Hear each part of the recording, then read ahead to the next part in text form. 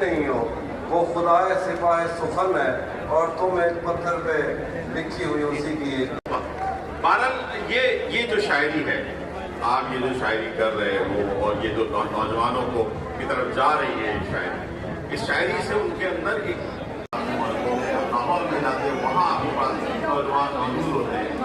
ये कुछ बात महसूस होता है इनके दरमियान कभी आप जिसमें लोग